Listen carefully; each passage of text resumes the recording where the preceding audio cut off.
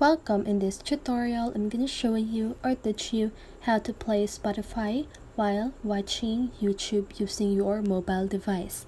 So if you want to know how I did it, just keep on watching. So first of all, if you are using Android phone, don't worry because the process is still the same. So let's get started. So first of all, you want to open your Spotify app.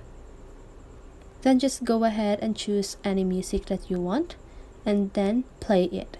Okay, so I won't play any video or music on this tutorial so that you can hear me and we can avoid copyright. Okay, so now just go ahead and play the music. And while the music is playing, you want to go on YouTube and play the video that you want. Okay, so when you try to play the YouTube video while you have your music on, it won't work, okay? Because when you play a YouTube video, your Spotify music will pause, and when you play your Spotify music, your YouTube will pause, okay?